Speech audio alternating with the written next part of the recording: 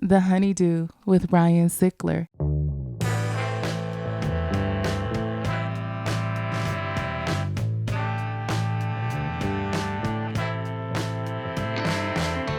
Welcome back to the HoneyDew, y'all. We're over here doing it in the Night Pass Studios. I'm Ryan Sickler, RyanSickler.com, Ryan Sickler on all social media. I want to tell you about the Night Pass Nation Tour. It kicks off this weekend, y'all. Phoenix, September 16th through the 18th, all right? And then we're going to keep on rolling. Indy, I'll be seeing y'all September 30th through October 2nd.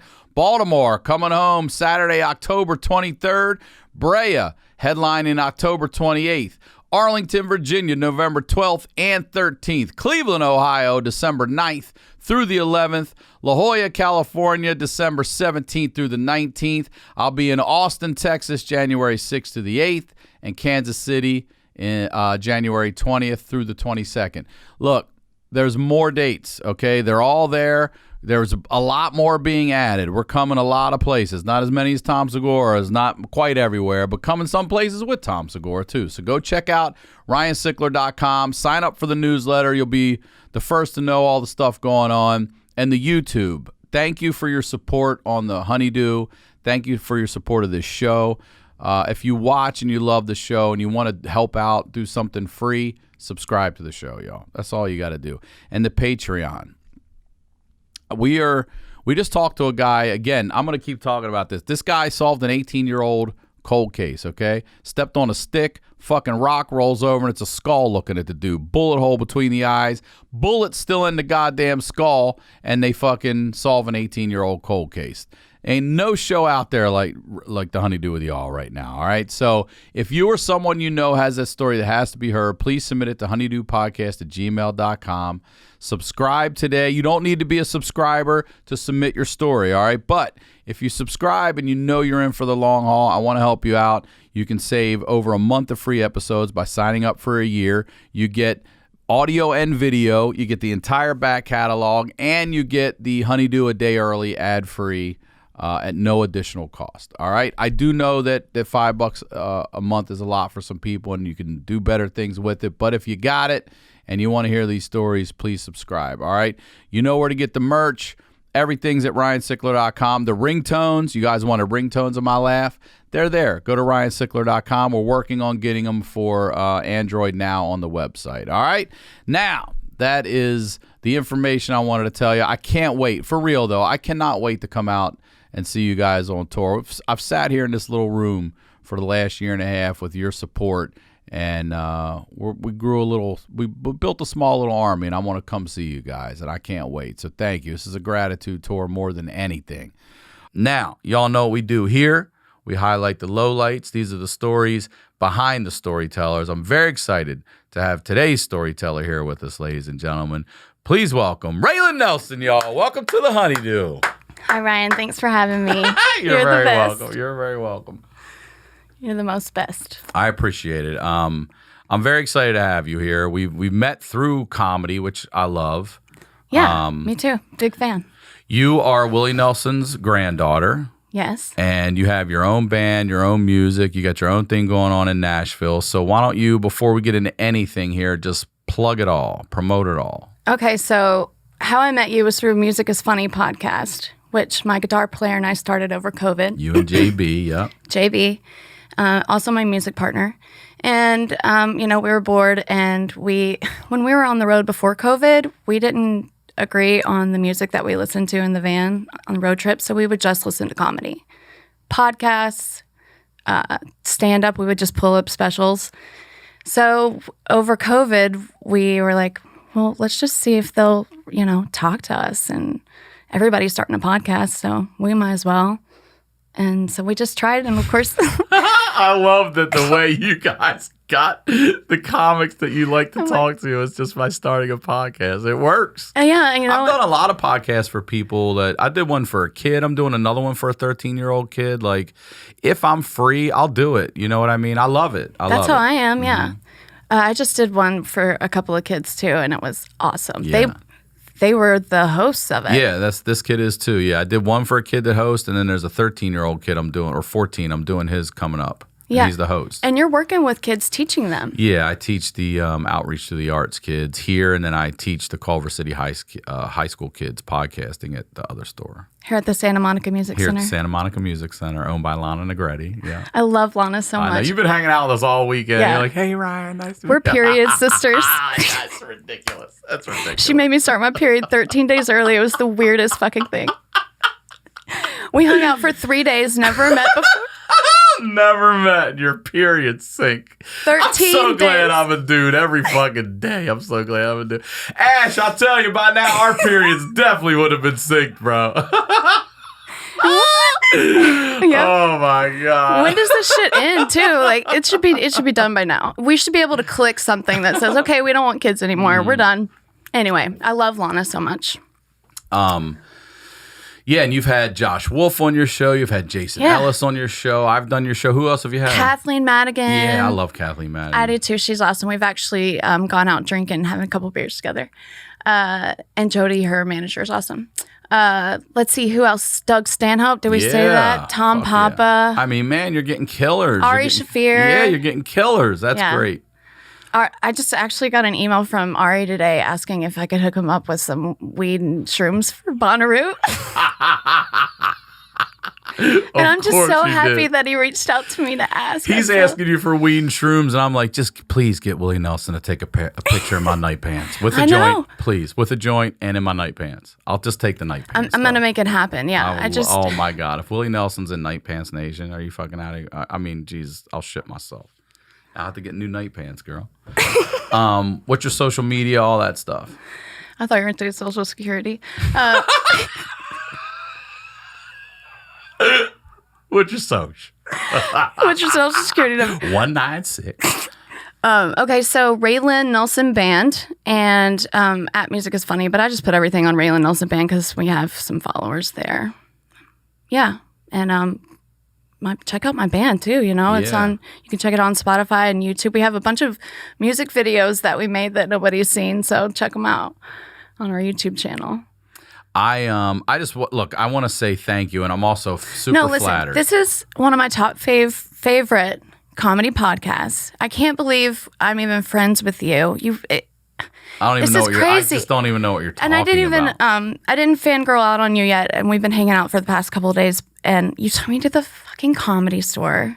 How fun was that? It was so much fun, and every single person on the lineup was great. Thank you, Emily. Thanks, Emily. She let us. I didn't get to talk to her very much. Tour. And she was serious. She looks so serious. Yeah, she is. She's running that shit. Yeah, and no joke. And she sat up there while you guys, everyone did the show. Yep. And I didn't see any kind of what was going on, but she was in it and listening and laughing and into it. Isn't that fucking great to see? Like someone's really invested in, watching people still and not just putting shit on autopilot and, and it's interesting that I know you're an entertainer, you're an artist, so you see that. I love that you picked that up. Yeah, she sits there. I tell everybody, like, she's the whole time. There's no throwing a camera up and I'll watch this shit later. She's there. That's more pressure for sure, so. But yeah, that was a killer fucking show. Seems like she's trying to do it right. But I've always had this thing. So when you said, I totally get it because we're the same way. Comics are the same way. Like, let's listen to music. You know what I mean? Like we hear all this shit all the same, right? But it's the opposite. And I've always I'm so flattered that you guys listen to my comedy on your bus and shit. That there's this. The Jackson Brown song where he's talking about they're out on the road. Stay. And he's talking about we got what does he say? We got truckers on CBs. We got Richard Pryor on the video, and I've always fucking just loved. It's stuck with me. Like it's true. Man, these fucking guys are top musicians in the world, and they're out on the road watching Richard Pryor. And back then, they must have had a laser disc up in that fucking bus. I don't know what they had, a VHS in that bus or something. But I was like, man, how fucking cool is that? So then for you to say that, I'm like, phew, we're in a simulation. Well, my grandpa's always been a big fan of comedy. He was friends with Richard Pryor. And you said I forgot he's in the Comedy Store doc that you were watching. Yeah, Mm-hmm. yeah. It feels like a comedy trip this time because I found the E True Hollywood story of it on Vimeo. I just some random Vimeo, and then watched the Comedy Store doc, and then Papa Willie shows up there, and I guess Sally Fields was there that same day, and I don't know if Princess Diana was, but it kind of seemed like that, but it could have been a different day. But anyway, it seemed like my grandpa loved Richard Pryor. And my Aunt Amy and my grandmother, or my step-grandmother, Connie, who I was named after, actually, my first name's Constance. Oh, you're Constance She's friends Raelyn with Jennifer Nelson? Pryor. Or no? Yes. Oh, you Constance are? Okay. Raelyn Nelson. Okay. That's my name. I'm sorry, you said, so she's friends with who? With Jennifer Pryor. Oh, okay. So I've never talked to her, but they talk to her regularly. So I obviously we want to hear some of those stories, but let's go back to the beginning for you, because your dad is Willie Nelson's son. Yeah, Willie Nelson Jr., but everyone called him Billy. Okay. And where are they originally from? Like, where did your parents meet and grow up? And okay, so my dad was on the bus with Papa Willie and rode through town in Nashville. My mom was working at a radio station as one of those promo girls. How old was your dad? 20, 21. And your mom's what? Same. Okay, so he was probably 23 or 24 because she was 21. And he's out on the road with fucking Willie Nelson. Yeah, he was 16 years old when my grandpa made it big. Can you imagine being 16 years old? And your your dad is the biggest thing on the planet? I mean, this is what we talked about. You gave me this shirt, and I wore it straight up out of respect. But there's famous, and then there's fucking iconic. And there's no one that wouldn't see this and not know that's fucking Willie Nelson. Right. You know what I mean? Like, it's crazy. So, I couldn't imagine being, especially 16. Like, think of, 16. You're young and dumb and fucking want to probably put your dick in every fucking thing out there. And you're seeing, like, a world that isn't even realistic. And, I mean, I'm just being honest. I'm just glad 16. He stuck his dick in my mom, you know? Thanks, Mom, for opening up. You did the right thing. Yeah, you did good. So they're on a promotional tour, and they your mom. Meet, yeah, and my dad was he always wore cowboy shit. You know, I think that was in at the time, but he wanted to be a cowboy. Other than comedy, my grandpa loves westerns, so he would throw those up on the TV in the bus too. So chaps, my dad was wearing chaps in the summertime. Just weird, you know. It's so weird. He had to be charismatic and good looking as fuck to he was, wear chaps and still land a lady. I feel like he was handsome. My grandma was beautiful. She was full-blooded Cherokee Indian, and he took a lot after her. Anyway, so they meet, they fall in love, they get married very quickly, and they have me, and then they get divorced. How fast? How old are you? I was 3 when they got divorced. Are you their only child? Mm-hmm. Okay, you are. Yeah, that I know right, of, that you know of, but sure. We don't think he was. Well, who knows, you know? But I don't think so. So by 23 now, your dad's a single dad. Yeah, and I didn't see him. Your mom's a single mom, same age. You say, mm-hmm. Okay. And when he was young, my grandpa was trying to make it in the music business, so he was with his mom, and then he'd be with his stepmoms, depending on who the stepmom was at the time. And so he didn't get a lot of time with my grandpa or his dad, you know? Right. So I don't know that he was ever shown how to be a dad, right? But he wasn't around much. I know he was really into some, you know, the hot drugs at the time, cocaine and a lot of liquor, a lot of uppity stuff, but hard liquor. I think he smoked weed all day long, you know? Did you My grandpa tried to get him into rehab a couple times, and it never worked. So you're living with mom? Mm-hmm. Mostly living with mom, seeing dad when it was safe. I was going to say mostly when and so was that when they would come to town or something like that? So or would you? He lived in Nashville, you know, in a town called Ridgetop. Mm-hmm. Okay. And my mom did too, and she did hair, and we just lived in the salon. She still owns that house and rents it out. Nah, that's awesome. Yeah, it's cool. And she actually taught me that. I bought real estate really young because, you know, she taught me, hey, you can, if you own real estate, it's a pretty good way to, you know, make money unless you're a celebrity of some kind. Anyway, so I would see my dad, but I don't ever remember going off with him without her being there. And whenever Papa Willie came through town, of course we were there, even after my dad my dad's passing, my mom always took me. That's nice. My mom turned into a holy roller about that time. And so wait, your dad, what happened to your dad? Your dad died. Okay, How wait, old hold are on. you? So they get divorced. My mom turns into a holy roller. She's praying for a new husband. She meets Nuh-uh. Like out loud? No, for real. Oh, yeah. Yes. Oh, wow. Out loud. Out loud. That's gotta be weird to be walking around. A friend of mine was telling me some just like embarrassing stories about her mom the other day, and I was like, oh my God, the only thing I was scared my mom would do is speak in tongues over my friends in high school, so I wouldn't let them come around her. Would she do that?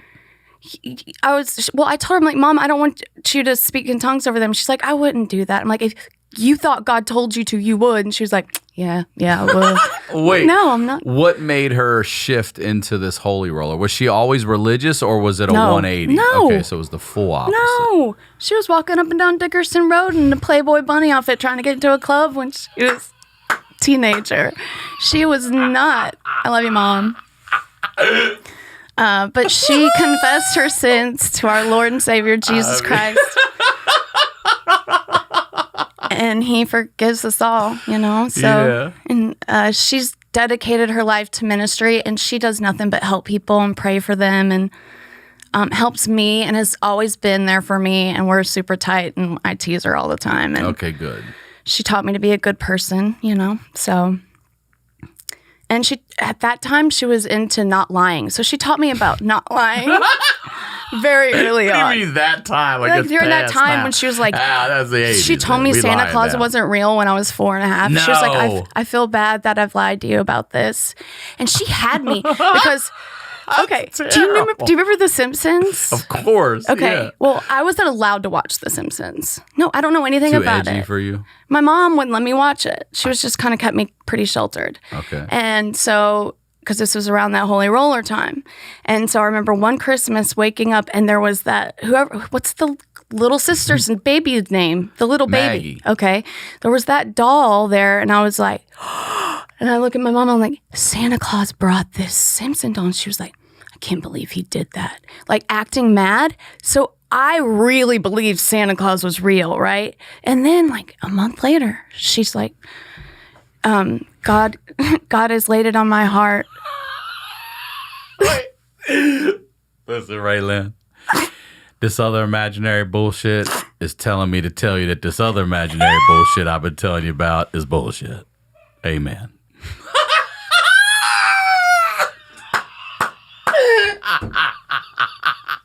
How fucked up is that?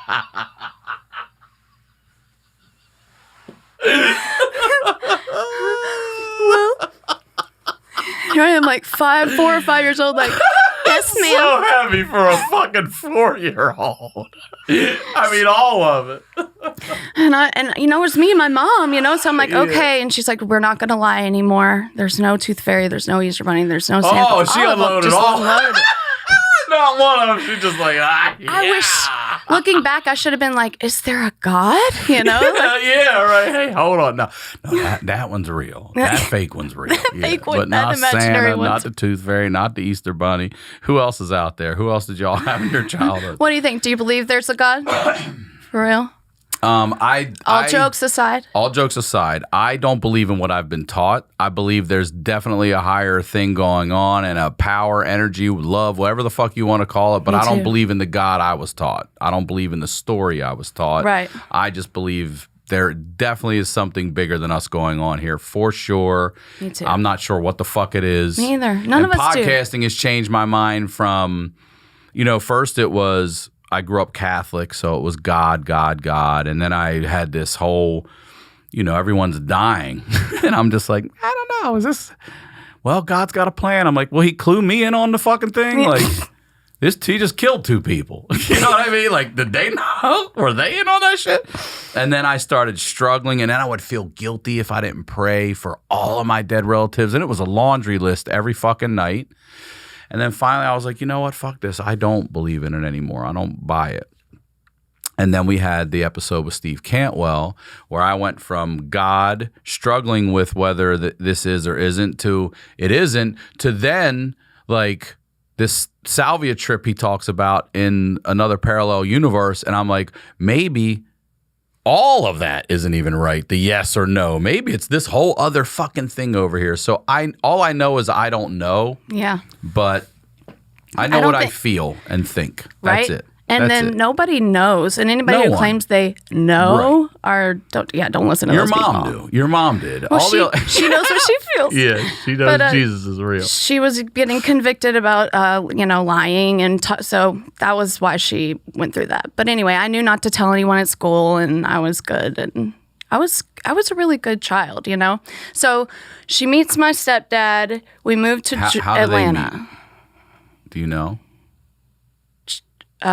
They were set up through a friend. Okay. Mutual friend. Not walking up and down the sidewalk in bunny outfits.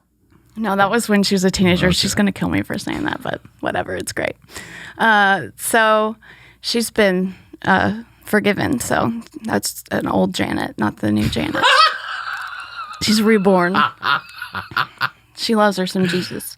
So where were we at? Okay, so you meet your stepfather. My mom meets my stepdad. They get married, and she moves us to Atlanta, where he lives. And you're how old at this point? I am 6. Okay, you're still very young. Okay. Still very young. Dad's still around not here, but in Nashville. And we, looking back on it now, I'm so upset that she took us so far away. It was 4 hours away, but still far away from my dad. And but I've learned to forgive her now. But because I wasn't there, I don't know what kind of danger we were in there. I know my dad was getting in trouble a lot with drinking and driving, and with other people involved with drugs. I don't know what he was doing, but I know there's stuff I don't know, and I'm still asking people and trying to figure that out. Actually, before they all die. Yeah. Yeah.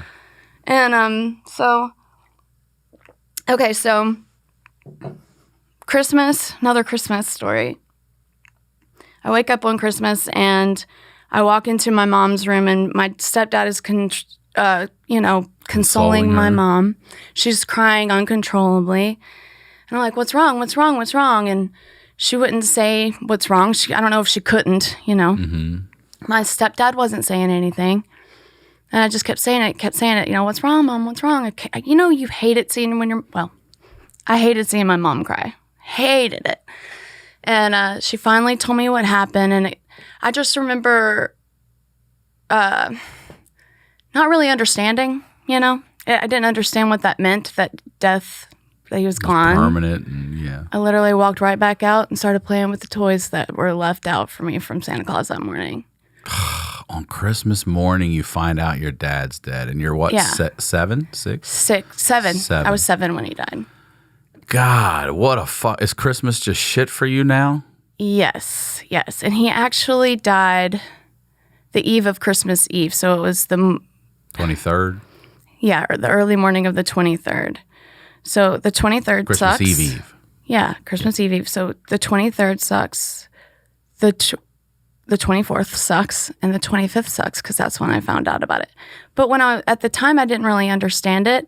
How my brain dealt with it was, oh my God, my mom's gonna die. So I did not want to be separated from her. Right. And I'm gonna be alone. Yep.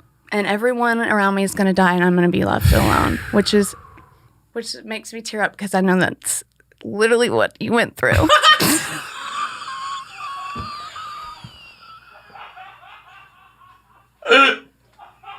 It is. So my biggest fear is actually your life. So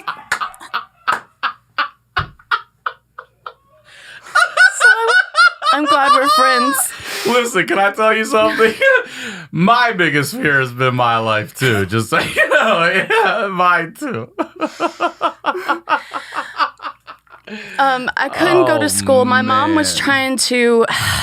My mom was trying to tell me that the devil was telling me that. This is a lot going on here. We got Chris. Santa's not you. You know what's funny? 2 years. You could have still had Santa for 2 more years. I know this sounds Santa, crazy. Dad's gone. Like everybody's gone. No wonder you think everybody's gone.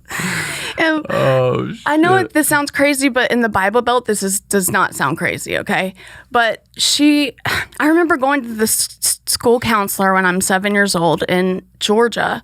And this lady writing down in a notebook, right? And I'm looking at her and saying, just a picture of this little girl, looking at her. I'm thinking of Stella right now, that age, looking at this lady.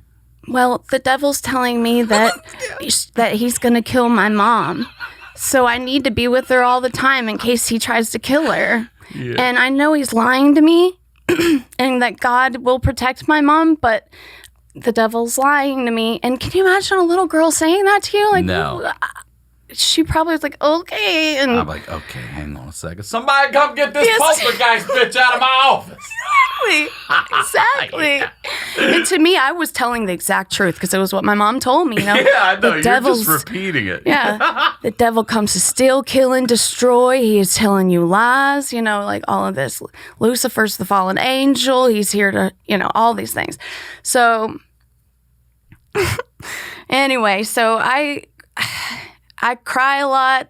I'm sad. I have migraines. The migraines continue through. At 6, this is going on. Yeah, 7. and migraines continue all the way up through early teenager years, like 15. I still can't stay in the night somewhere else without freaking out. I have to call my mom every hour. It's ridiculous. Or I have to just go home. She would just come get me, And I didn't understand that it stemmed from my dad. I did not connect it at the time. I just thought I was a crazy bitch. I just, everybody else was like, why do you want to come to the sleepover? And I'm like, oh, I'll come for a little bit. Then I got to go home with my mom. I just knew she would die if I was away, which makes no sense. I mean, if I was there, she would have died. But then, I don't know. I think maybe because my dad was away when he died and I didn't see him before or after, So can we talk about that for a second? Yeah. Do you remember the last time you saw your dad, or at least last time I remember seeing him was still in Nashville, not Georgia. But she said he did come with a girlfriend to Georgia once to visit, and that we went to dinner. But I don't remember that. So in Nashville, and I remember him bringing me, and I still had it before the fire, a little stuffed animal that said, "Guess who loves you" on it. I'm sorry. You just dropped before the fire? When I lost everything. Well, I guess we're going to get to that, I guess. I lost everything. Oh, my God. All right, hold on. We'll get to the fire. Get to the fire, yeah. But he gave me this little stuffed animal that I had for a really long time, and it said, "Guess who loves you" on it. So it was always cool to always have that. And it was the last time I saw him, and I remember hugging him, and in the house that my mom has in Madison, Tennessee, has these steep stairs, and Mom wouldn't let him come in. So we were just standing on the top of the stairs, and he went to hug me, and he kind of was wobbling. I remember my mom like grabbing me and pulling me away just because he was probably a little drunk. And then he leaves, and police come. So I don't know. He was just kind of always in a little trouble. I know there was this awesome judge that would get him out of trouble.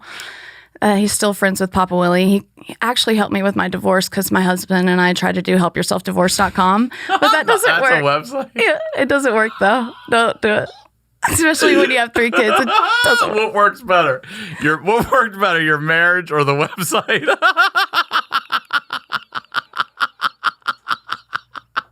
We thought it was a good idea. It was an amicable split. We're like, oh, this was only $200. Let's do this. And like, how about we don't hate each other.com? Yeah, that's a nice one.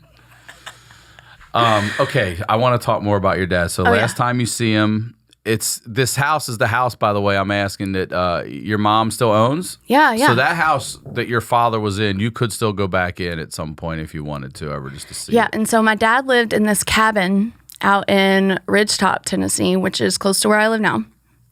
And I just actually moved there last year out in this area. And it's where my grandpa's house was when he lived out in Tennessee too. So it's just an old cabin. That's where my dad was found. He was found hung. So he was, and then there were some strange things around it because he was completely naked, which automatically makes everyone think of autoerotic asphyxiation, which I never thought about until mid-20s I or learned something. about it. I didn't even know it was a thing until I saw like Oprah or some shit. People were choking themselves out to come. Yeah, I don't understand it. You know, I've never been into anything other, you know, that's a regular thing. But that's the thing. My mom said that my dad wasn't either. He was kind of a regular he wasn't trying to do crazy shit. And that he was never didn't naked. Possess him in the bedroom? No. No. Or not with her anyway.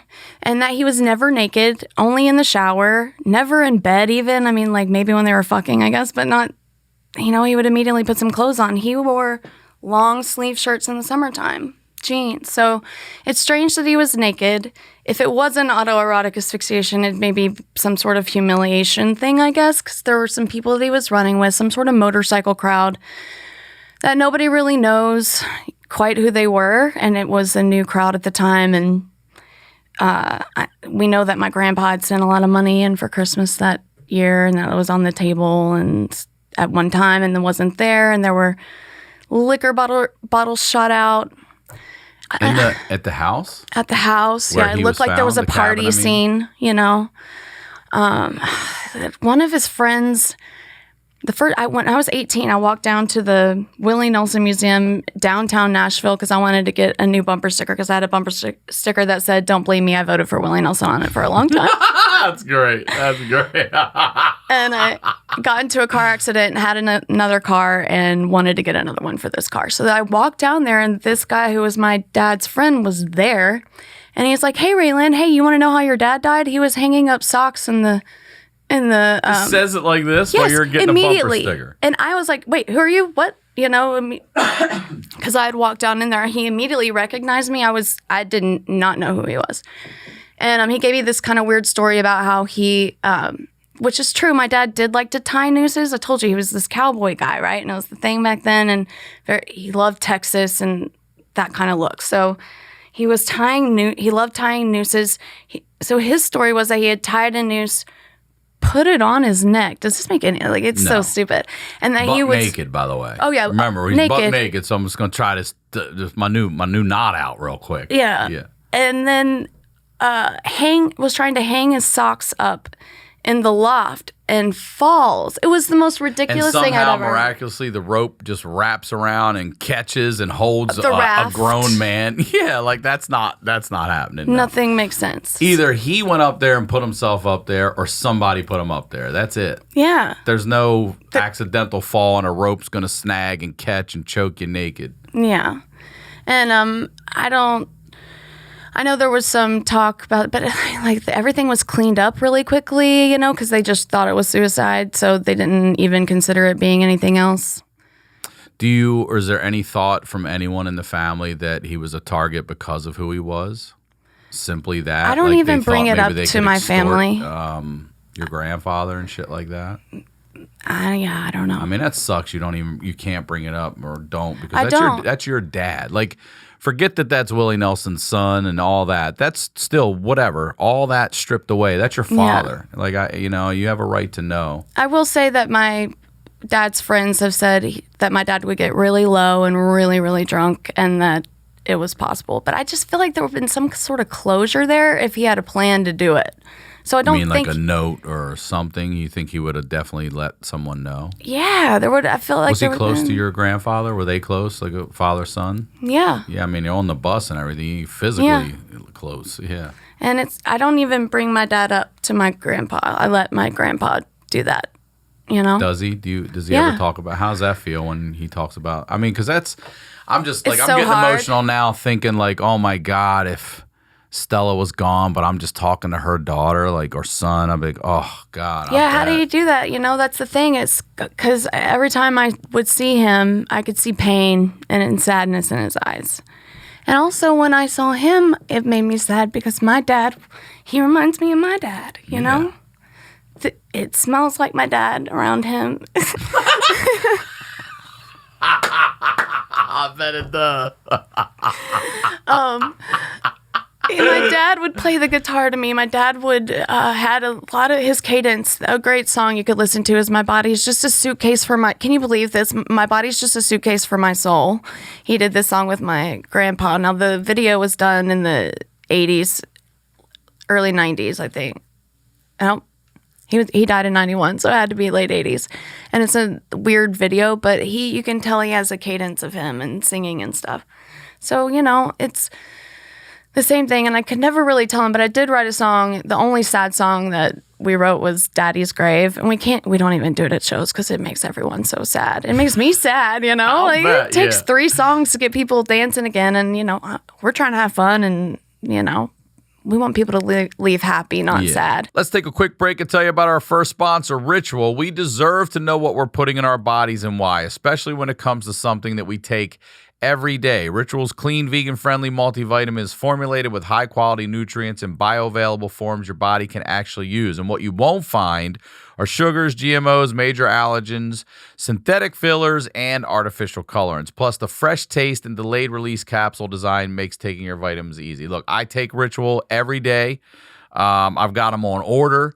They get delivered right to my mailbox. And while I still can't taste that much, I can absolutely taste the minty freshness in my Ritual daily vitamins. All right. I was looking for something that didn't have sawdust and, table salt and everything else in the damn thing. And Ritual is the best. I'm telling you, it's a multivitamin and it should contain key nutrients in the form your body can actually use to help fill gaps in the diet. There's no shady extras, all right? Ritual's delayed release capsule design delivers high quality nutrients, including vitamin D3 in just 2 daily pills. Ritual is made traceable, so you always know what nutrients you're taking and where they come from thanks to Ritual's one-of-a-kind visible supply chain. It's now available for women, men, and teens. Ritual multivitamins are scientifically developed to help support different stages in life. Ritual makes healthy habits easy, and your multivitamins are delivered to your door, like I said, every month with free shipping always. You can start, snooze, or cancel your subscription anytime. And if you don't love Ritual within your first month, they'll refund your first order. All right? Get key nutrients without the BS. Ritual is offering my listeners 10% off during your first 3 months. Visit ritual.com/honeydew to start your Ritual today. Our next sponsor is Raycon. No matter how you're feeling about getting back out there, there's no denying it's an adjustment. So when the world gets too loud, something I love to do is create my own soundtrack by popping in my Raycon wireless earbuds. Sometimes you need some upbeat music to pump you up before you see people or to stay calm with some guided meditation. All right. First of all, I'm listening to the HoneyDew on my Raycons, but I've been walking a lot. I've been walking these parks a lot lately, getting outside, losing weight. And I just hit playlist and I listen to anything that makes me feel good. I'm out there thinking about, positivity and how great life is right now, man. And my Raycons take me there, okay? And Raycons are the best way to listen. They've got a bunch of gel tips for your comfort. And unlike some other brands, they don't stick out of your ears, okay? Raycons have a 32-hour battery life, so you can listen to what you want, when you want, for a really long time. They start at half the price of other premium audio brands, but they sound just as good. And Raycons come with a 45-day happiness guarantee, so you really can't lose. Give them a try. You'll see what I mean, all right? Create your own soundtrack right now with Raycon. Honeydew listeners can get 15% off your Raycon order at buyraycon.com/honeydew. That's buyraycon.com/honeydew to save 15% on Raycons. Buyraycon.com/honeydew. Our next sponsor is Babbel. When you're traveling to a destination where you don't know the language, it can be challenging to accomplish even the simplest of tasks, all right?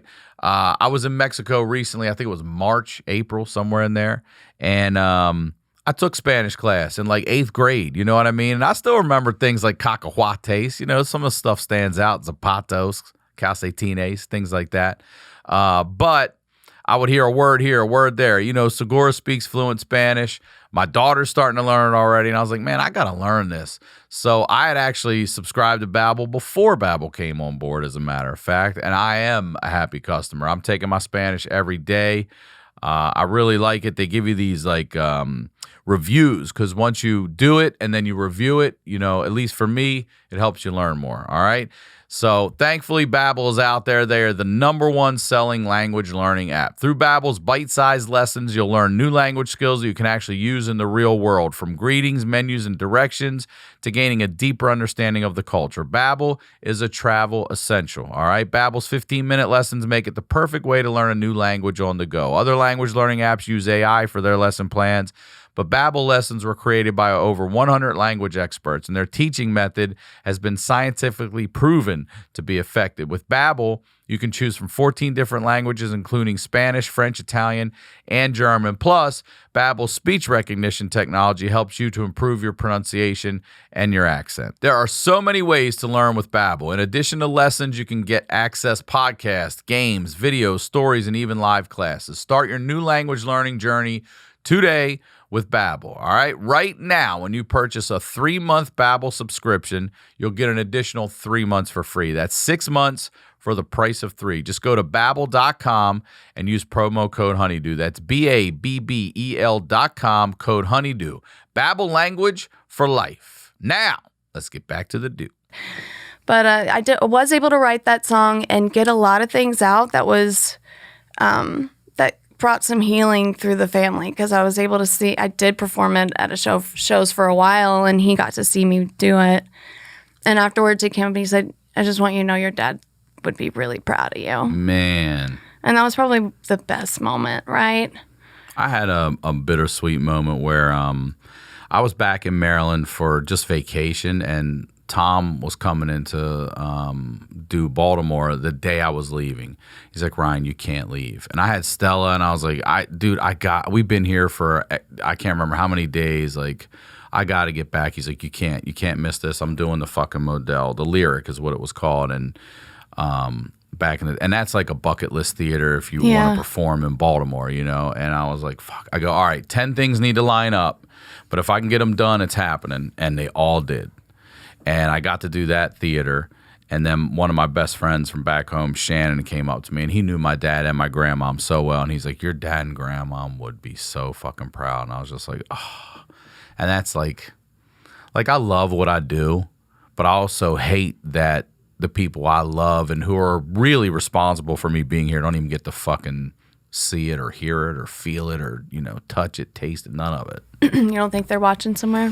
What do you think? I mean, it depends on what universe. Or do you think it's we're in. reincarnated? What if they're not even my parents? I might be in this universe over here. I don't know. Do I think that, listen, this is what I think. I think that these people literally died for me. They were the best people in my life, and I owe it to them. Like, I can't, this podcast, they're alive because of my comedy. They stay alive in my world. Like, my daughter can go listen to a ton of shit about her grandfather and great grandmother and all that stuff. So I really like the fact that there are these archives, posterity, that are here and stay. I think we make a real difference on this show, I think. I agree. So I believe they're present. You know, I'm a big 1111 is a big number for me, and every time I see it, I went home I was back home doing a show, and I don't drink a ton, but this one night I just tied one on, and my buddy took me to my grandmom's house, and she had, in Baltimore, they have the brick row homes. It's just this little white, like, almost like a paint stripe, and it's got the numbers going up, like 1111. And I'm sitting there just looking at it in front of her house, and she had died, and we got kicked out and all this shit. And he had a shovel, a little like military shovel in the back of his Jeep, and I ran up to that fucking house. I don't even know who lived there. And I had my feet on that wall, and I was prying that shit out of that fucking wall, and I got it. And I fucking took it to my place. You were at my place. It's above my front door leaving. I repainted it and touched it up nice. And that's my little touching on the way into the stadium. You know what I mean? Yeah. Yeah, that's little shit I do. Aww. So I believe they're here, but I believe they're here because I've kept them alive through my art, comedy, whatever. So I feel their presence nonstop. So that's why I feel like yes, to answer that question. Yeah. You know? My dad, I know he hated starfuckers that were just around just because of right. Who my gold digging ladies. You know, he hated. He could see them coming from a mile away. He hated it. So I know that had to be hard trying to spend time with your dad, and also I know he was really proud of Papa Willie. I know that. You know, of course, but. Yeah, so it's just sad. I guess it's very. But your dad's gonna live a life that no one else is, you know what I mean? No, Like very yeah. few people live a life like that. And I'm sure that's crazy difficult also with all the fucking success and greatness that comes with it is that the fucking leeches and the scumbags and the thieves and roaches and shit. And at 16, that's happening to him. I mean, I think about my life at 16 and we're going to ask you about that at the end. But I'm parentless and your dad's the opposite, but man, what's coming in his way with the drugs and everything, all that shit. How are you going to keep a 16-year-old clean and sober? You know, that's the age where you want to start fucking drinking, doing all of it. And you got it all right there. Yeah. All of it right there. God. Yeah, and not much adult supervision. And it was the 80s too. I mean, late 70s, 80s. You know, that's some hard drugs that were coming out that people didn't understand that they were bad. You know, they just thought it was like weed. Did you know there was something like called caffeine water? Now? No. Oh, no. Then, like when speed was a big thing, they would put caffeine in water. Apparently, there were just cases of that around the crew, the family and the crew, you know. Richard Pryor's got one of the best jokes about it. He's just one of these quiet ones that's so good, but he's talking about people like a junkie in his family or an uncle or something. He's like, man, I ain't addicted to cocaine. I've been doing this shit for 20 years. You know what I mean? Like, what do you mean? I know how it's to do just it. what I do. I ain't addicted to it. It's what I do, man. Microdose coke. Yeah. I've never done cocaine and I never want to just because I know what my dad, you know, just some stories that my dad, there's some cool stories about my dad, like because he was Willie Nelson's son. I remember he wanted to, a story goes that he wanted to get a 6-pack and the gas station was closed. So he just drove his truck into the gas station. Like broke the glass? And shit? Yeah. Got out, grabbed the 6-pack, just the 6-pack, laid money down for the 6-pack, got in his truck and left. And just, you know, it was a small town. Everybody knew it was him and knew that But Papa I gotta Willie would pay for say, it. like, what would you do if you were 16, 17 and you had that lifestyle? It's not even real. It's not it even doesn't. real. Yeah, I don't understand it. Right. I didn't get that. My mom kept me very sheltered, so I had a semi-normal life, you know. It was different that I would go see my grandpa, you know. And Was your mom and her family, were they musicians at all? No. not at all. Nobody on my mom's side. What do you feel obligated to be a musician because of? And was No. your dad? Your dad, you said played guitar, but did he actually perform and stuff too, or was he just musically inclined? Yeah, he tried in Nashville, but they told him no. Which they told my grandpa no. Yeah. And then he got out of Nashville, and Well, I told you, this is why I relate to, like, I love the outlaw country shit. I love that Nashville told all these guys no, and they were like, all right, well then fuck you. And they went and fucking did it themselves their way, took a lot longer, and I really relate to that shit, you know? yeah, that's why it's called outlaw country, Yeah. because the people who are running things were saying this isn't going to work. No, you sound like, to my grandpa, your voice is crap. We like your songs, and you play great, but no. And he was like, well, I'll just go, and found some guys in New York, and they did Red-Headed Stranger then, and they let him do his thing. What's your favorite Willie Nelson song? I love Still Is Still Moving to Me. You know that one? Mm-hmm. I love that one. I like Always on My Mind. That one Yeah. just kills me. He didn't write that one, though. That's okay. It's still, he sings the shit out of it. Yeah. He did make it popular, and Elvis tried. Oh, really? Yeah. I didn't know that. And there was God, I bet you he's got great. The stories he must fucking have. Are you gonna Right? have him on your podcast? my grandpa. Yeah. I don't ask him to do anything because he I does hear so ya. much, And and how I old is he just now, don't too? want to bother him. He's 88. Yeah, that's Like, shouldn't you just live your life and do what you want? He's going yes. to. And be left alone. And I try not to bother him. We shouldn't have smoked weed.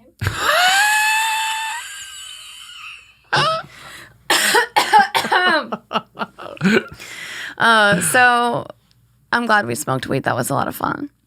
Yeah, I was gonna say you don't do cocaine or anything, but Yeah, we've certainly I smoked plenty of weed this weekend. I'll do one hits all day long. I like to microdose weed, but here in California, when you can just buy Dog walkers. dog walkers, Best.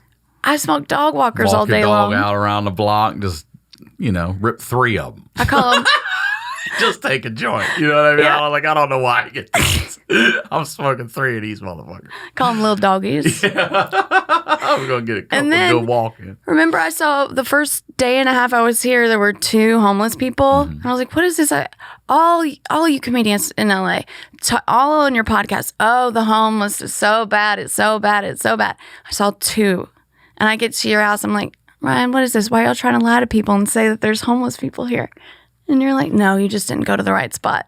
The next day, went to the right spot because it's just tent after tent after tent after tent. I'm like, okay, well, I guess you were right. Yeah, it's pretty wild. It's here pretty right now. bad. It's fucking bad. What are you going to do about that?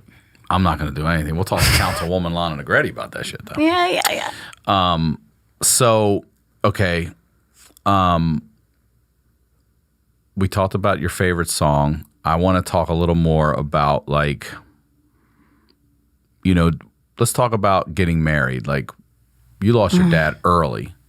Yeah. So who would you say, was your stepfather a male role model in your life, or not really like that? We weren't that tight then, but he's always been good to me, you know, and good to my mom, which is most important, and accepted me as his own, and when he didn't have to, you know, just because he loved her. And I love hanging out with him now. He's one of my best friends now, and good. He's at my house in Nashville right now fixing our band van, you know. Oh, that's awesome. So Okay, you know, I good. tease about not having a dad, but also he mellowed out in the last 10 years. Before that, he was very stressed out about money or just making sure everything was done right, and we went to church and just strict, you know. But all of his kids are grown up, and he's very close to retirement age.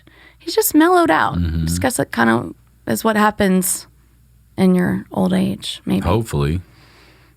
Don't you just want to chill on the way out? Yeah. Yeah. And I guess you learn that it kind of just taking it as it comes is easier than trying to micromanage also, everything. the older you get, you can reflect on your experience and be like, okay, I've been through some horrible shit. This ain't that bad. We just rear-ended somebody and everybody's okay. Who gives a fuck? You know Yeah. what I mean? Like, whatever. I stress about less these days with that kind of shit. Yeah, I get worried that I'm going to have to pee really bad, and then that situation happens, and then you're stuck there having to pee. And then they come and get you and you're like, listen, I really got to I go. peed after we hit. This accident didn't make me piss myself. I peed after we hit only because I had to go. And they're like, nah, she peed herself. Like, poor lady hit this guy so hard she pissed herself. I'm like, no, I didn't. I had to go. Every single time I have to pee in traffic, I think that I'm like, great, this is the time I'm going to get stuck in traffic. Have you peed in your car before? Yeah, a ton of times. I did it 5 or 6 times over COVID because everything was shut down. I keep that little potty, like a little portable toilet in the back for Stella. And so she can just sit and pee in a little bag. And I just got the whole hatchback and we just shut it and she just sits in there and pees in it. But there's times where I'm like, I'm driving from here to Pasadena and in the old days when it took you an hour and a half. I'd pull over, I'd climb in the back seat and just pee in the bag. I'd pee in her pee bag. I'm not pissing myself. I can't piss myself before the show. I don't have another pair of pants. You know what I mean? I'm driving to perform. Yeah. I can't piss or shit myself. You have to pee in her thing. I pee in the pee bag. Yeah. And I get in the back, I climb in the back, and I do it. And then people see me coming out of the back of the car. And I'm the only one exiting the vehicle. What the fuck's this guy doing? I do it a lot. And when do you get rid of the pee? Does it just sit there? Or do you get rid of it right I got the then? little rubber floor mats. I tie it up tight. It doesn't leak. I leave it on the rubber floor mat. And then when I get to a trash can or a dumpster, I you just throw deposit it it out. properly. Yeah. Hey, when I was driving JB to the airport today, this girl threw panties on the 110 outside of her. I am not lying. And we were Just like, threw panties he goes, what was that? I was like, that was panties. He goes, panties? Panties? Yeah, why would somebody do that? What's the point? I don't know. I mean, maybe they were. How was that getting in? There was like little thongs. They couldn't be taking up that much room in there. Did it have to go out? Yeah, like out the window. What did you get on there that you needed to get it out? Quick. Because it smelled bad? Maybe. Did you shit on But it? I got a feeling like if your panties smell bad, everything else still smells like, you know what I'm saying? You didn't solve the problem. You just relocated. Shit. Oh my God. Okay. California. Let me reset us here because I want to talk. You lobbed this fucking comment out about a fire. What talk about? Okay, and you so said I lost everything. I mean, this was that's just a few heavy. years ago. So it was New Year's Day. So it was not New Year's Eve, right? God, So we were. that Christmas holiday season. Listen, What I is want you to up with know that? for I me thought of too. that. My father died during the Thanksgiving time, and so Thanksgiving and Christmas for me is fuck. Like I'm glad I have Stella to make Christmas exciting because it's just you know That's how exactly it what I'm is talking for me. about. Yeah. Do you guys have seasons here? Does it change in the No, fall? Not really. I mean, they tell us when it's fall. Okay. Like fall today. I'm like, all right. Y'all don't have leaves falling or No, anything? there's no leaves changing and shit here. Well, that happens in Nashville, right? Yeah, it's beautiful. And well, whenever that starts to happen, I mean, like as soon as it's overcast for 4 or 5 days in a row and then those leaves start changing, that feeling, Yeah.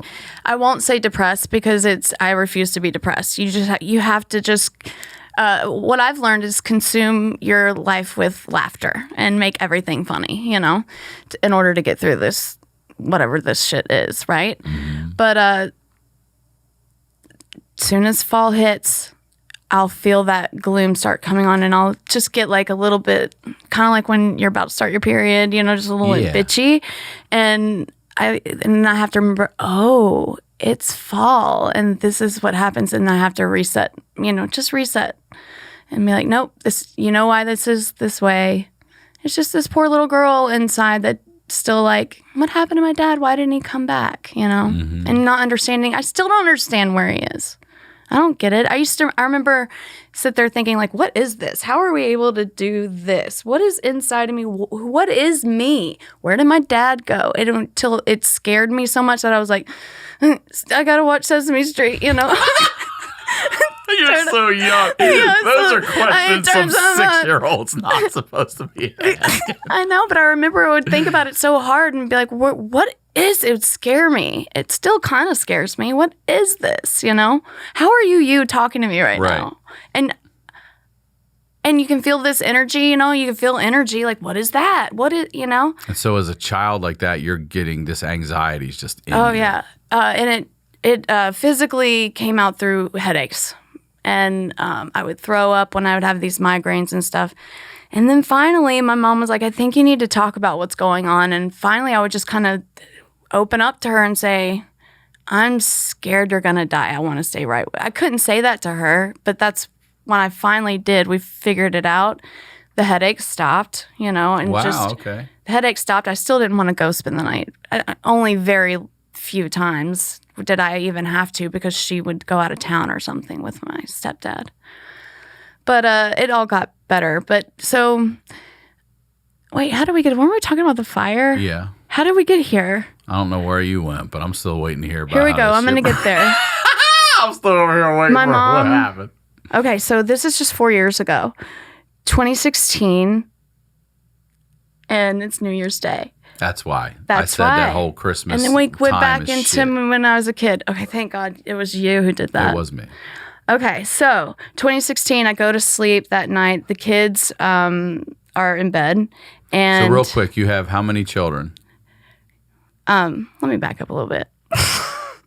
So I have twin boys. They're 14 now, and I have a little girl that is 11. Okay. So I got married when I was very young because my mom didn't want me living with my boyfriend out of wedlock. That's literally why I got married. I didn't want her to be disappointed, But got pregnant pretty quickly and not on purpose. It just happened.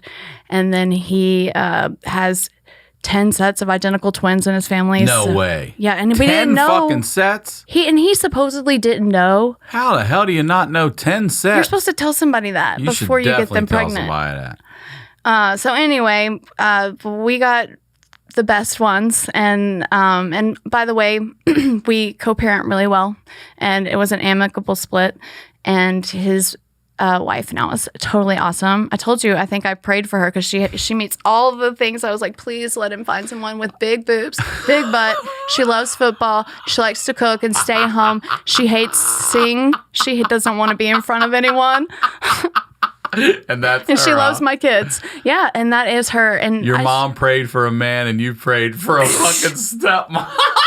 Yeah, I love it. The Lord works in mysterious ways. And him and I have talked about it. We're like, we were just so spiteful to each other that we can't.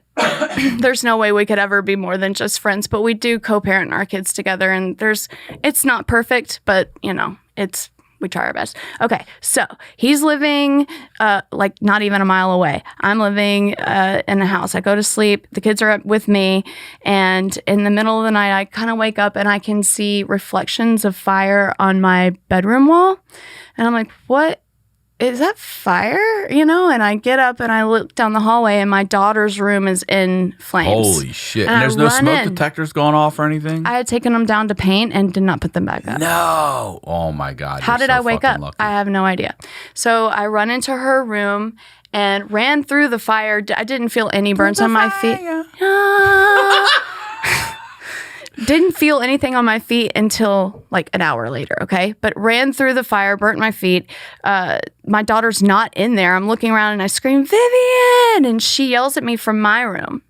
And I run to my room. On the way, I stop and yell in the boys' room, boys, get up! The house is on fire! I'm yelling, screaming. Go get her. She's pretty young at the time. So this was in 2016, so she was 2009. She was under 10, she's like 6 or 7. The boys are like 9. Mm-hmm. And so I grab her, I pick her up, grab my lap. It's the strangest things you grab in these moments, right? Grab my laptop and run out. The boys are right behind me. I get them out to the deck. I'm like, you guys stay right here. My sister is living down in the mother-in-law suite of this house with her roommate. And I'm screaming at them. They're coming. The cats, I could see 2 cats running. My sister gets the dog, and I'm like, oh, I need to get my wallet.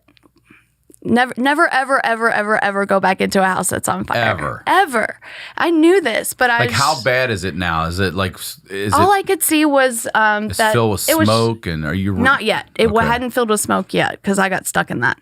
So I go back in, and all of a sudden, it wasn't very long. I'm back. The hallway kind of did this T thing, Mm-hmm. So I go, and all of a sudden, I'm running into walls and can't see anything. It was just like that, and I was like, oh shit. Where am I, And then I remember being a little kid at Davidson Academy in Nashville, Tennessee, and the fireman comes in to tell you about safety and fires and all this. And he said, if you ever get caught in smoke, get low, right? And I remembered that in that moment. So I got low. I had my phone with me because I was on the phone with the fire department anyway, or the dispatch at 911.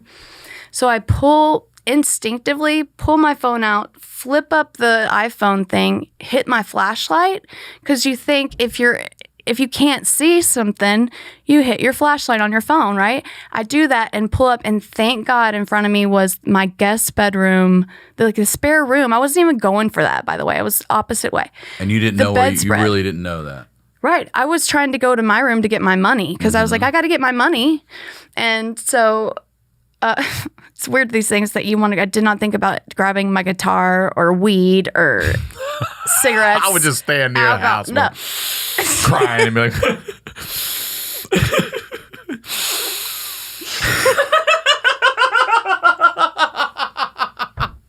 I'm sorry. It's your house.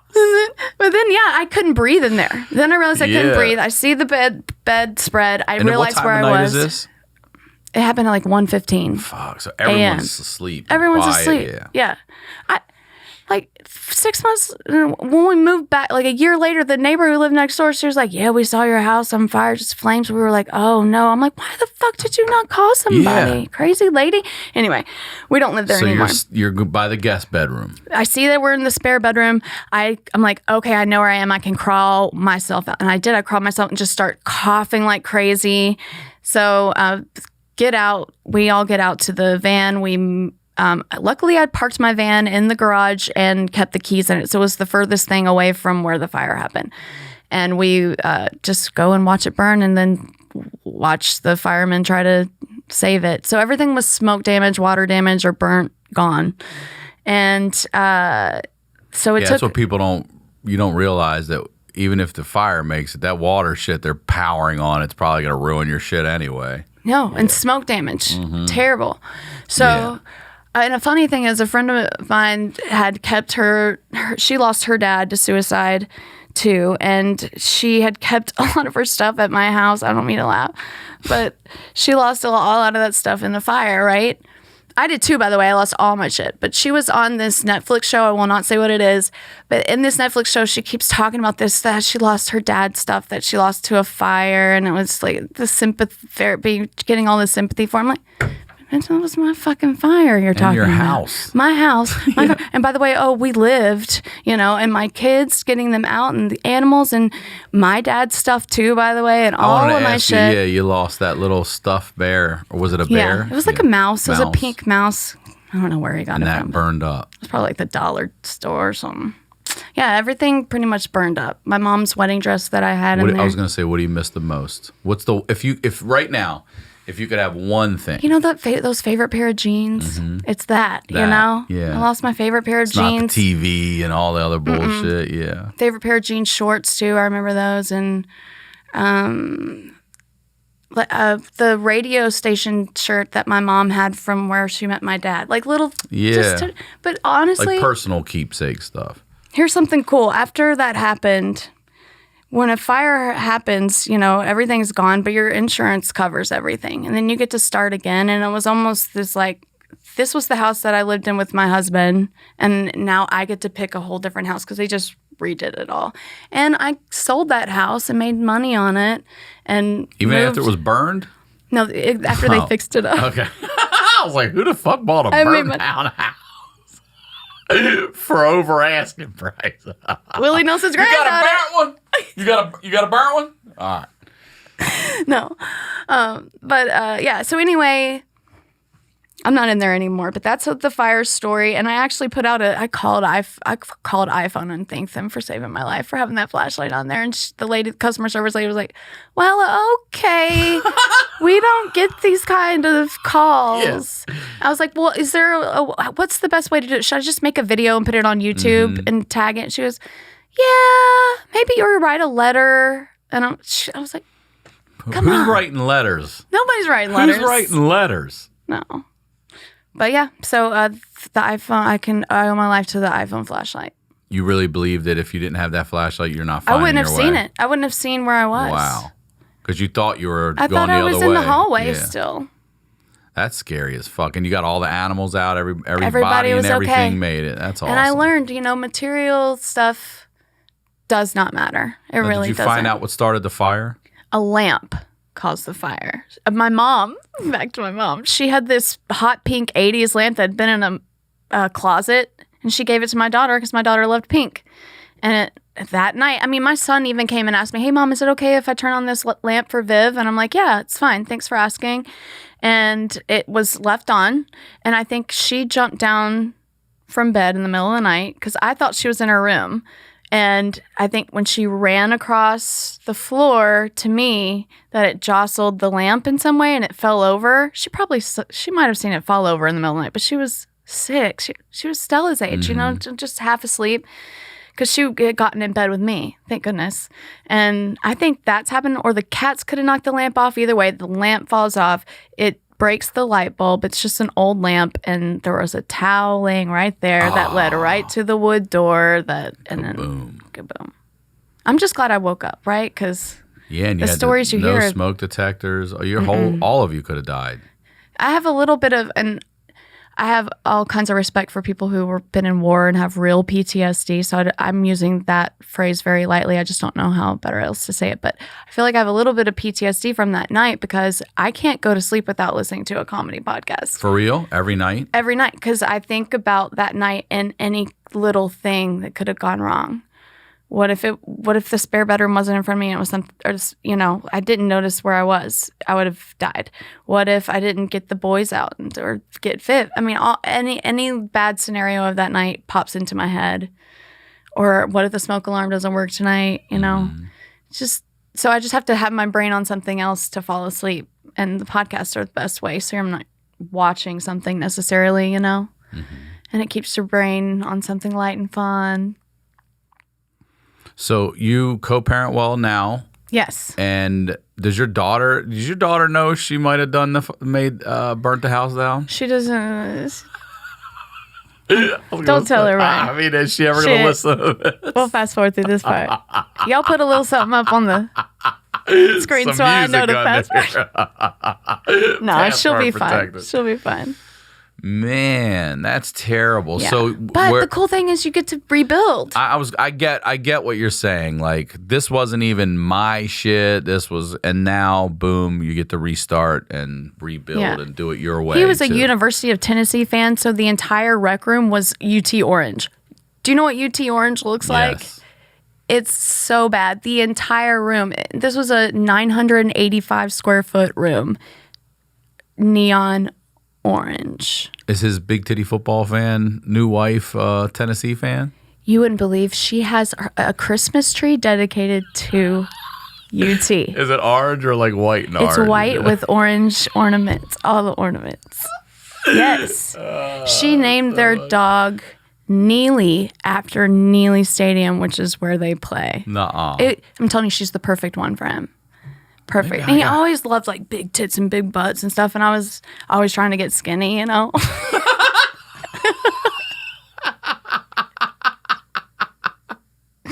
So I'm telling you, they were meant to be. They were meant to be. But anytime we get together, I mean, we all have family dinners all together sometimes. And that's nice. Yeah. That's And the really kids nice. really love it when we all get together and hang out. And they like his wife? they love her, yeah. How did you feel about that at first? Were you okay with that? I loved her. He had a couple of relationships before that they were not nice. Mm-hmm. One of them actually showed up at one of my shows with a friend, and I don't think she knew I was playing at the 5 spot. She just happened to be there because it's a trendy spot. And then after the show, I went up and I was like, "What'd you think?" And she goes, "I really liked that Rebecca girl that sang." And I was like, right to my face.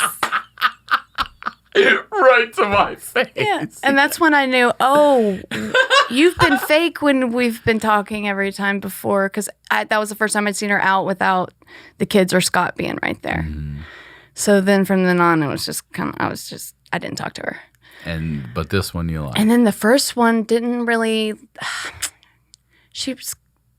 my boys said that that she liked my daughter more than them, and that bothered me. So she's not okay in my book. That was the other one.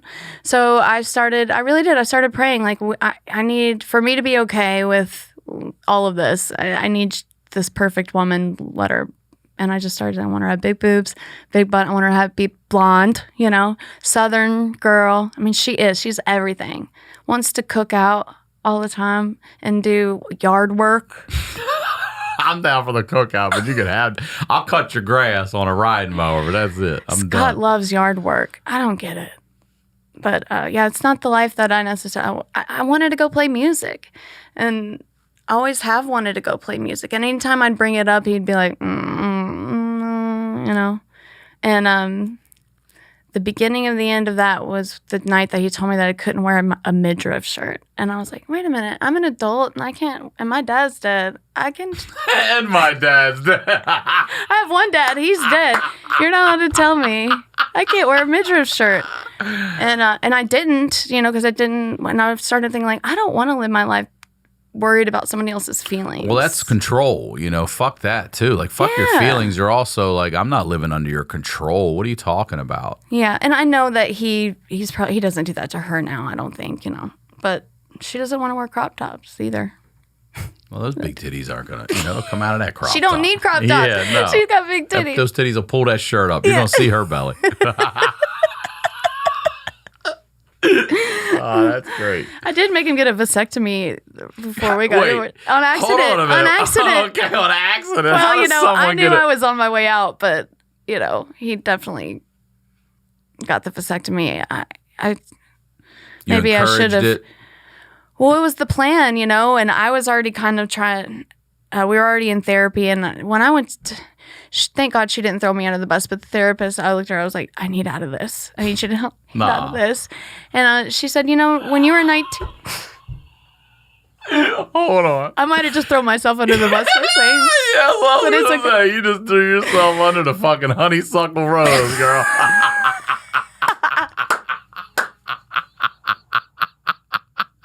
I did. You go in once, and then he goes in, and then you go in together. You tried to have it like, listen. Oh, yeah. I was like, look, let's bro down here. Connect with me. Look at I do not want to be married anymore. Please help me get out of this. What's the right way? We have kids. I didn't want any fighting, Right. You're not in there saying he's a piece of shit. No. Sure. And she said, when you were 19 and you got married, you didn't go through counseling for someone to walk you through if you should or shouldn't get married. But now you have me, so let me walk you through should or shouldn't you get divorced. And that made sense, So I was like, okay. So then I was like, I'll listen, But then we did, and I was like, I still want out. I'm not okay with not wearing crop tops. Yeah. And there was more than that. But, I wanted to do music. I wanted to do more than just be at home. Being at home, I couldn't just be at home all the time anymore. I just quit nursing the babies, and I was like, I can get out a little bit more. Yeah. But I also homeschool my kids, too. You did? Yeah. The whole time you have? My boys went to kindergarten and I actually went to college for elementary education. So it's not, we're not like just watching Sesame Street for school. But they went to kindergarten, and then the next year we started homeschooling. We found a program called Classical Conversations, and it basically teaches them through song every subject. And we connected with that, and you meet with the community once a week. So it's kind of school, but once a week school, meet with the tutor, learn the stuff, go back. So I've been able to, basically the kids and I have grown up together is how it's been. And I remember looking at when it's interesting. Can I COVID say this? hit? Like it's your dad grew up with his dad in a different environment on a bus, and sort of like you've kept your kids around you the same way. Do you think that part of your trauma is homeschool, keeping your kids around because you're scared like you were when you were a mom that they're going to go? Oh, no. I don't want them to leave the nest. I'll leave the nest and they stay at the house all the time so I can know that they're safe, Now my biggest fear is losing them. You're a dad, Yes. You go and from you're a nothing great dad, to lose. by the way. That's nice. I don't even have a dad, so I don't even know. But I've seen you, and I know you're a good dad. That is what a good dad is. That means a lot. Thank you very much. And my stepdad's great. I just and say Stella that to loves me. you. I got pictures of you guys hanging out together I the know, other night. we No, had the she best. asked about you. Good. Yeah. I'll see her before I leave You'll town see again. her, yeah. Where are we at? We're just about wrapped up, to be honest, because I want to ask you, going back to everything we've talked about now, what advice you would give your 16-year-old self? Oh, don't get married in 3 years. That is it. Don't get married. Wait till after you're 35 to get married. Well, because you can still have babies. Why? It's just where we can own property. I went through this with you the other day. I'm a woman. I can own property. Yeah. I can vote. I don't need a husband. I don't need a man. I am my own husband. I can do it. I have YouTube videos that show me how to do shit. You don't need parents. You don't need husbands. You got YouTube. I got YouTube. As long as the internet's working. Yeah, I wish I had YouTube when I didn't have parents. I did learn how to tie a tie on YouTube. Yeah? Yeah, well, I don't have a dad to ask how to tie a tie. Shit like that. Like, I had a friend ask me, he's like, who taught you how to, have a good steak? I was like, nobody. Who taught you how to? I was like, you just got to go in and they tell you you should have it cooked. And then you learn, you're like, oh, this is how people like steak. I was like, nobody. Who taught you how to grill? Nobody. Who taught you how to do it? Nobody. Just like trial and error? You just did everything on your own? Like everyone else that would learn how to do shit that didn't have somebody to show it to them. Like, what do you mean, how did I learn how to do this? You just learn. If you want, I can grill, though. I'm good at grilling. Yeah. You're an amazing person, though. Most people like you should be angry and mean and, just bitter. And listen, I'm not this person all the fucking time. I'm not overall an angry, bitter person. No, I'm not. I was in my 20s. I wouldn't say I was bitter, but I was definitely fucking angry. Yeah. And I still have a chip on my shoulder. It'll never go away. I won't let it go away. It's what's okay. Your biggest fear in life is my life. That chip on my shoulder has been what's protected me and got me to where I am. So I know that it's not the best thing to have. So I have to find this balance of like, all right, you got to let some shit go and you got to be cool about some shit and you got to change about some shit. But also there's a reason you're here and why you're here, and don't forget where the fuck you come from. You know what I mean? Because look, you hear these people talk about like they were poor and then they were rich and then right back down. You know what I mean? Like life is not one thing. And Yeah. I don't know. It's been, that's my Time to smoke weed. That's my car alarm. Thank you for doing this. Thank you, Ryan. Thank you for being here. You're the best. Will you please? We're going to the comedy store tonight. Yeah. Okay. Will you again plug everything you want to plug? Yes. Please. Music is Funny podcast, which Ryan is a guest on, so go check that one out. And it's musicians talking to comedians about music and comedy. Check out Raelyn Nelson Band. Thanks. Thank you. You're the best. This is awesome. Thank you so much. As always, Ryan Sickler on all social media, RyanSickler.com. We'll talk to y'all next week.